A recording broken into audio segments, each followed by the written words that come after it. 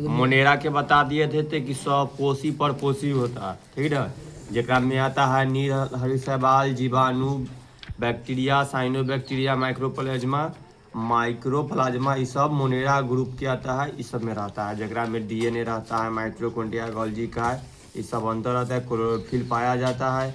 और अन्य जीवाणु रासायनिक संश्लेषी या परपोषी होते हैं। जीवाणु में एक या अनेक लंबी कोशिका या फ्लेजिमा रहती है, इसके अतिरिक्त अनेक छोटे रोम होते हैं।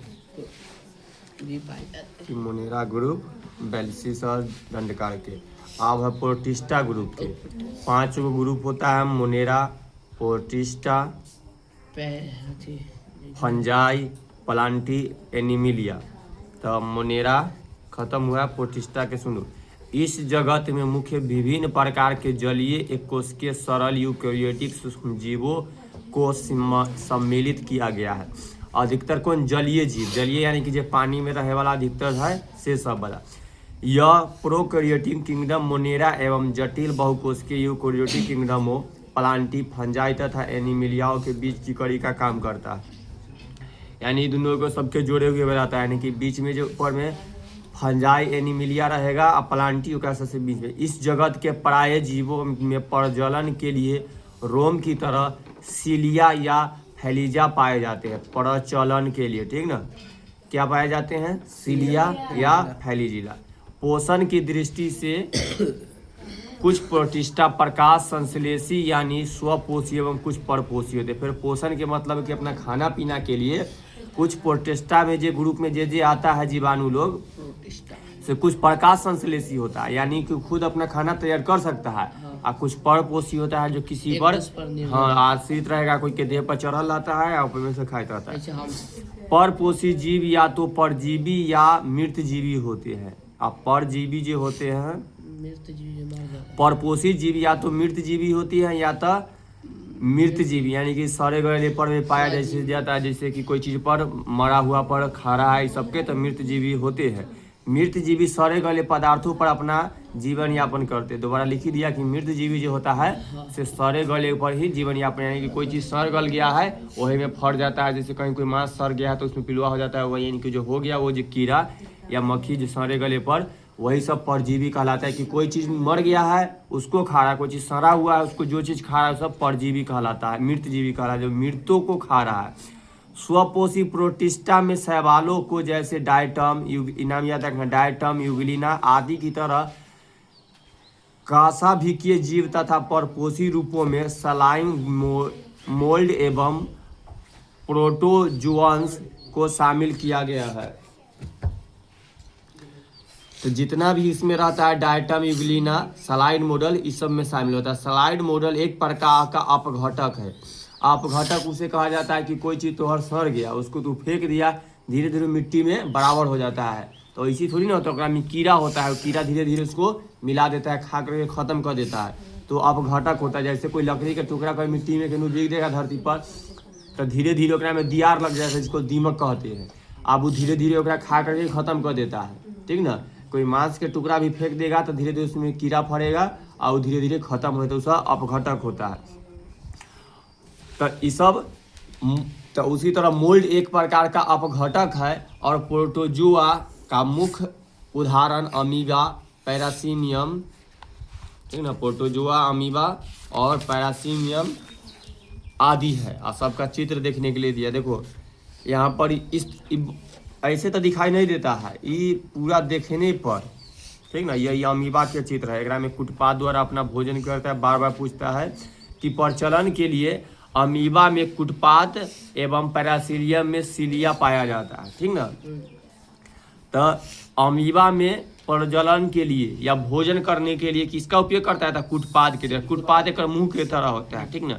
एक चित्र में जो दिखाई दे रहा है कि ऐसे बनल है ना, तो अगर खाना यहाँ पर ही है तो चारों पट्टी से एने पर के घेर लेगा और एक खत्म कर देता है। तो अमीबा में कुटपाद इम्पोर्टेंट है और पैरामीशियम में सीलिया इम्पोर्टेंट है, ठीक ना। तब प्रोटिस्टा में कुछ सदस्य है जैसे यूग्लिना, अमीबा, पैरासीनियम, ये सब जो है इस तरह के। तो हम लोग का ये खत्म हो गया प्रोटिस्टा का। एक इम्पोर्टेंट याद रखना, यूगिलिना, अमीबा, पैरासीमियम। अब फंजाई में देखो जेकरा में मशरूम रहेगा। इस जगत में इन बहुकोशिकीय यूकेरियोटिक जीवों को सम्मिलित किया गया है, जो पौधों तो है लेकिन उनमें क्लोरोफिल वर्णक नहीं पाए जाते। तब फंजाई में वो सब को रखा गया है जो पेड़ तो है, ठीक ना, लेकिन उसमें क्लोरोफिल न पाया जाता। क्लोरोफिल रहेगा तब ना वो अपना खाना बनाएगा। लेकिन ये जो पेड़ है एकरा में क्लोरोफिल न है, जेकरा वजह से खाना अपने आप न बना पा रहा है। तो वो सब पेड़ जेकरा में क्लोरोफिल नहीं है, इनमें कोशिका भित्ति होती है।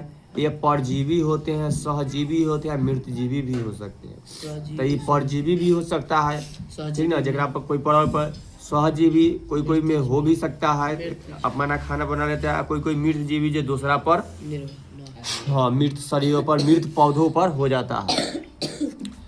क्लोरोफिल के अभाव में ये अपना भोजन स्वयं तैयार नहीं कर पाते हैं, क्योंकि क्लोरोफिल ना होता है तो खाना अपना तैयार न कर पाते हैं। ये सूक्ष्म या बड़े, जैसे मशरूम के दिखा दिया है, विश्वव्यापी तथा सभी परिस्थितियों में पाए जाते हैं, ठीक ना।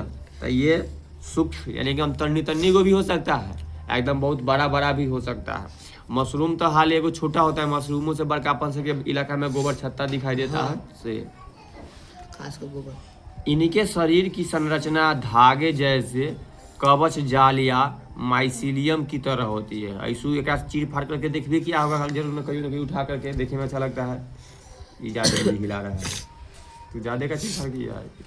तो एक में धागा लगा इनके लेयर बाई लेयर ही निकलता है। तो वही बोला जा रहा है कि धागे के जैसा कवच जाल या अंग्रेजी में माइसिलियम की तरह होता है, एवं प्रत्येक कवच जाल में पतले तंतु या फाइफा निकलते हैं, जैसे म्यूकर, पेनिसिलियम आदि।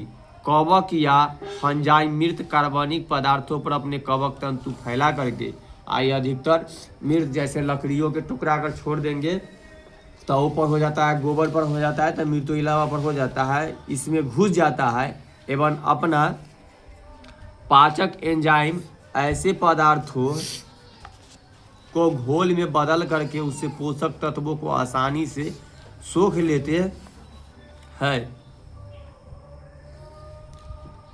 कुछ कवक रोगों के कारण होते हैं, ठीक ना, जैसे रिंग वर्म और चर्म रोग, ठीक ना, बीमारी का नाम है रिंग वर्म, चर्म, ये चेहरा पर होने वाला हाथों पर हो जाता है चमड़ा उड़ा के।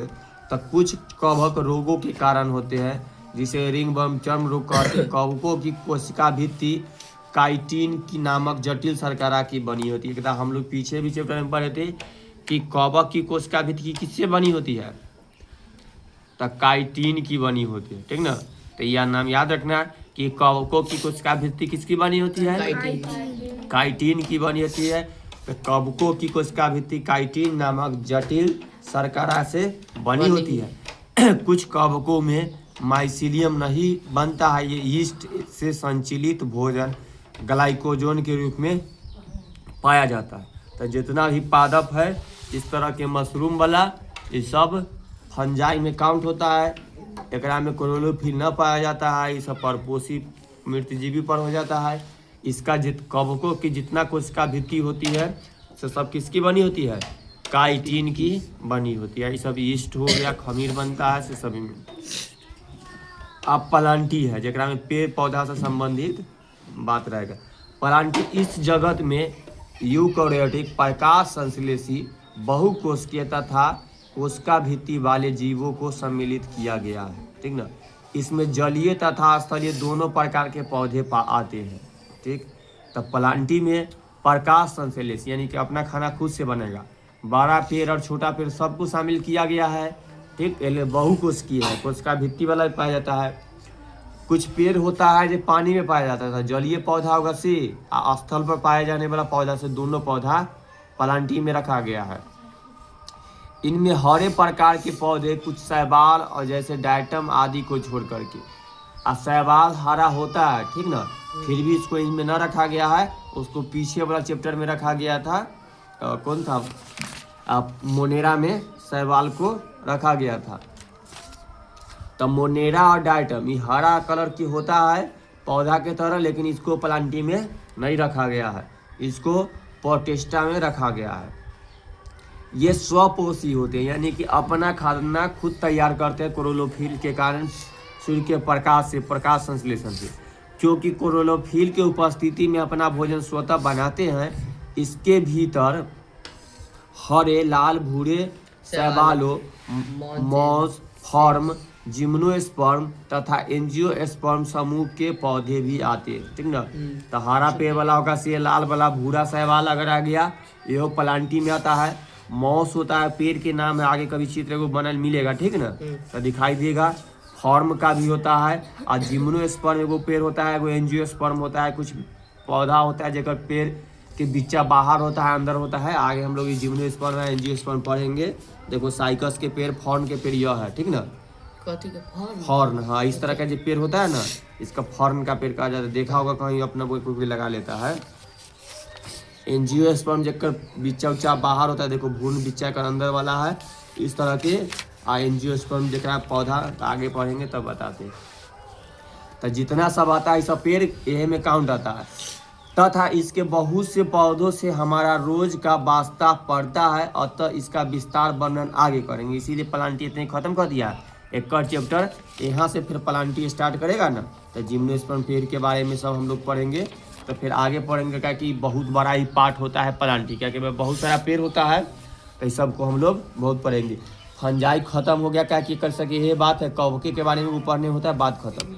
तो सबसे बड़ा पार्ट हम लोग को एगो प्लांटी, एगो एनीमिलिया है। तो एहो को हम लोग ये दुओ के आगे फिर स्पेशल अच्छा से पढ़ेंगे।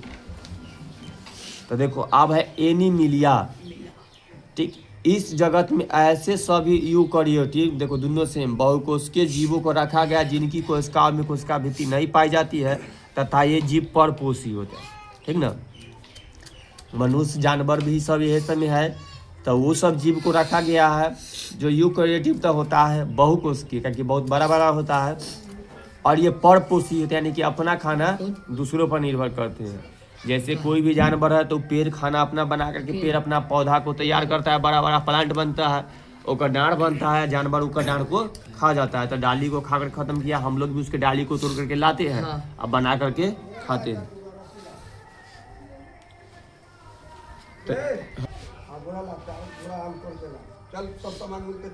ठीक, चला आगे देखो।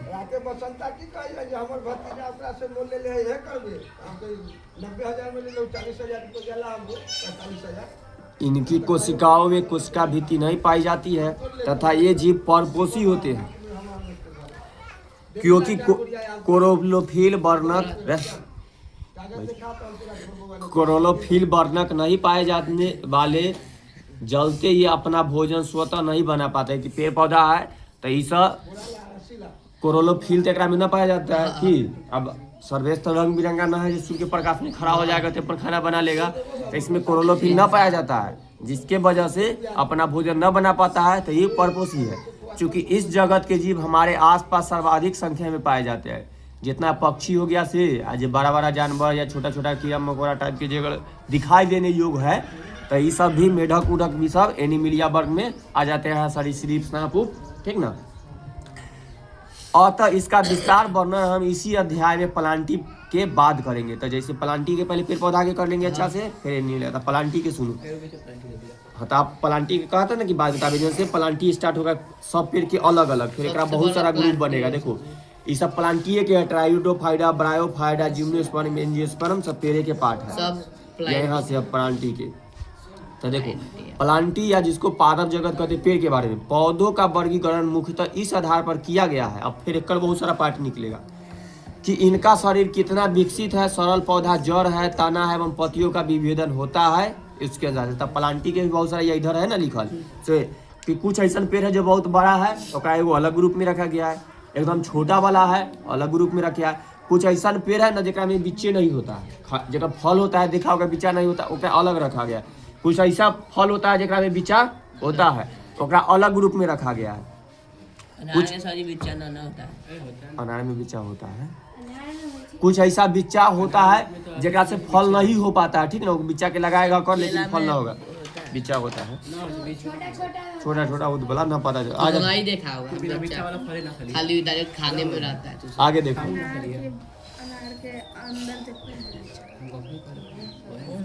आगे सुनो। सब में इसमें संवेदन उत्तक भी नहीं पाए जाते हैं। संवेदन उत्तक ये नहीं कि एकरा में फीलिंग वाला, क्या कि एकरा छू रहा है तो फीलिंग हो रहा है। चलो देखो, संवेदन उत्तक विकसित पौधों में इसकी उपस्थिति रहती है, लेकिन पुनः इसमें कुछ पौधे में बीज नहीं होते, ठीक ना। नारियल में नारियल में बीजा नहीं, ए तू कहीं जबकि अन्य पौधे बीज धारण करते हैं। इन बीजों का विकास या तो फल के भीतर होता है या तो बीज नगन होता है, ठीक ना। तो पढ़ लिए, उसके अनुसार से अब वैज्ञानिक लोग कैसे कैसे बांटा है सेल। वैज्ञानिक का नाम है आई कलर। क्या नाम है? आई कलर। इसने 1883 में, कब अमन आ जा नजदीक, एक किताब में आकर देखो, नहीं देख, बिना देखले सुनाई से कुछ समझ में कम आता है। पादप जगत को 2 उपजगतों में बांटा गया है, ठीक ना। तो पहले पादप जगत है यानी प्लांट, उसको कितने भागों में बांटा गया है? 2 भागों में। 2 भागों में, क्रिप्टोगैम्स और फाइनरोगैम्स, ठीक ना। तो 2 गो में रखा गया है। पेड़ पौधा के जितना भी पार्ट है तो 2 पार्ट को किया गया है, क्रिप्टोगैम्स और फाइनरोगैम्स। क्रिप्टोगैम्स के पौधे बीज रहित होते हैं, ठीक ना। ये बीज रहित यानी वे बीज नहीं रहित यानी न रहता है, सहित कहेगा तो रहता है, ठीक ना। रहित यानी कि इसमें बीज नहीं होते हैं। जबकि फाइनरोगैम्स में उच्च कोटि के बीज युक्त पौधे सम्मिलित किए गए हैं, ठीक ना। तो फाइनरोगैम्स में बिच्चा होता है कि नहीं होता है? होता है। क्रिप्टोगैम्स में नहीं होता है, ठीक ना। क्रिप्टोगैम्स में वास्तविक जड़, तना तथा पत्ती नहीं होते हैं। क्रिप्टोगैम्स में जेकरा में बिच्चा नहीं होता है, ओकरा में रियल वाला कोई अच्छा सा जड़ो नहीं होता है, तना पत्ती भी न होता है। इनमें संवहन तंत्र भी अनुपस्थित रहता है, लेकिन उच्च कोटि वाला जो क्रिप्टोगैम्स है में संवहन तंत्र उपस्थित होता है। फाइनरोगैम्स में वास्तविक जड़ होता है, तना पत्ती में संवहन उत्तक होता है। उपजगत, अब फिर देखो, क्रिप्टोगैम्स को भी 3 भागों में बांटा जाता है। इसके अनुसार से हम पढ़ते जाएंगे, फिर यहाँ है का पार्ट नाम देंगे, ठीक ना। ठीक, क्रिप्टोगैम्स को 3 भागों में बांटा गया है। पहला का नाम थाइलोफाइटा, ब्रायोफाइटा और टेरिडोफाइटा। ये नाम बार बार याद आएगा, कोई भी पेड़ का नाम बोलेगा, पूछेगा कौन ग्रुप में आता है, तो हम लोग को थाइलोफाइटा है कि ब्रायोफाइटा है कि टेरिडोफाइटा है, सब बोलना है, ठीक ना। ये सब अंग्रेजी नाम है। देखो, अब नीचे ग्राफ बनाया है, इसी में देखो, पादप शरीर को 2 गो बांटा गया था, ठीक ना। बिना विभेदन वाला और विभेदित वाला। तो बिना विभेदन वाला जो क्रिप्टोगैम्स है, जगह में बिना बीज वाला, में पहले कौन बांटा गया? थाइलोफाइटा। तो एक 3 गो बटेगा से, ठीक ना। आए में आएगा ब्रायोफाइटा और टेरिडोफाइटा, एक से निकल करके फिर यहाँ बनाया गया है। एक में संवहन तंत्र वाला तो ब्रायोफाइटा, टेरिडोफाइटा, ठीक ना। और थाइलोफाइटा को खाली अलग रखा है। फिर एक से निकल के आएगा जिम्नोस्पर्म, एंजियोस्पर्म, बते और बीजी, नग्न बीजी। तो ये में देखो, अभी पलटे के ना है। और देखो, उप जगत में फाइनरोगैम्स को, तो क्रिप्टोगैम्स को कितना भागों में? 3 भागों में। उसके बाद देखो, फाइनरोगैम्स को कितना भागों में? 2 भागों में। जिम्नोस्पर्म, ठीक ना, जिसको हिंदी में अनावर्त बीजी, जिसको और दूसरा भाषा में नग्न बीजी कहा गया है, ठीक ना। और दूसरा का नाम है एंजियोस्पर्म, जिसको आवर्त बीजी कहा गया है, ठीक ना। जिम्नोस्पर्म और एंजियोस्पर्म दोनों मिलाकर के स्पर्मेटोफाइटा भी कहते हैं। तो दोनों को, जिम्नोस्पर्म एंजियोस्पर्म को मिला करके कहेंगे फाइटा कहते हैं। इसके अंतर्गत सभी पौधे होते हैं जिनमें बीज होते हैं। आज क्या की था, ये कौन था? फाइनरोगैम्स था। फाइनरोगैम्स में बिच्चा होता है। तो एंजियोस्पर्म और ये कौन था? जिम्नोस्पर्म। जिम्नोस्पर्म एंजियोस्पर्म दोनों में बिच्चा होता है, इसीलिए को स्मृत है। अब एकरो में हम लोग पढ़ेंगे ना, तो ये नगन बीजी इसलिए कहा गया है, कुछ ऐसा पेड़ होता है और बिच्चा ऊपर से दिखाई दे रहा है, यानी कोई फल तोरा मिल गया और बिच्चा ना थोड़ा ऊपर से दिखाई देगा। अखरोट के बिच्चा ऊपर से दिखाई देता है, तो अंदर थोड़ी ना बिच्चा रहता है। अच्छा जो नहीं ध्यान, ठीक ना। आवर्त बीजी, आवर्त बीजी जेकर बिच्चा अंदर में है। तो नग्न बीजी यानी कि ऊपर से नंगे आंखों से हमको दिखाई दे रहा है ओकर बिच्चा। अखरोट में बिच्चा होता है? अखरोट में बिच्चा कहाँ होता है? तो नारियलों में तो बिच्चा नहीं होता। तो कहाँ हम लोग अखरोट का ऐसे फोड़ का खाता है। अखरोट में ऊपर से वही तो हम खोली रहा है, खोली होगा वो कवर। आगे हम लोग पढ़ेंगे कवच ऊपर कहा है, कवक। चलो ठीक ना। तो ई लाइन को याद रखना, जो ऊपर में हम पढ़े कि पादप जगत के 2 भागों में बांटा गया है, क्रिप्टो गेम्स और फेनरो गेम्स। तो क्रिप्टो गेम्स को 3 पार्ट, थाइलोफाइटा, ब्रायोफाइटा, टेरिडोफाइटा, और फिर फेनरो गेम्स के 2 पार्ट, एंजियोस्पर्म और जिम्नोस्पर्म। पौधे के शरीर के विकास में निम्नलिखित सरल रेखा से देखा गया है कि ब्रायोफाइटा टेरिडोफाइटा बदलेगा। आज बीच रहित वाला हुआ, आज एक में बिच्चा है, ओकरा में नग्न बीजी और आवृत बीजी, जिसको जिम्नोस्पर्म एंजियोस्पर्म कहा जाता है। फिर एंजियोस्पर्म जेकर बिच्चा हम लोगों को अंदर में दिखाई दे रहा है, ठीक ना, ओकरो में 2 कोई में 1 बीज पत्री या कोई में 2 बीज पत्री वाला होता है इसके अनुसार से। तो पहले सबसे पहला का ग्रुप किसका पढ़ेंगे हम लोग? थाइलोफाइटा के, ठीक ना। सुनो थाइलोफाइटा का, इनका शरीर जड़, तना एवं पत्तियों में विभाजित नहीं होता है, लेकिन यह एक थैलसम के रूप में रहता है, इसलिए इसको थाइलोफाइटा के, कि पूरा थैलसम की तरह एक जगह सब बन करके रहता है। एक जड़ अलग ना होता है, तना पत्ती अलग ना होता, सब एक के जगह है, ठीक ना। इसमें संवेदन तंत्र नहीं पाया जाता है। शैवाल तथा लाइकेन को इसके अंतर्गत शामिल किया गया है। तो शैवाल लाइकेन जो होता है ना, सब कौन ग्रुप में है? थाइलोफाइटा में। पूछेगा शैवाल कौन से ग्रुप में है? थाइलोफाइटा, ब्रायोफाइटा, यदि ब्रायोफाइटा की टेरिडोफाइटा, तो थाइलोफाइटा में।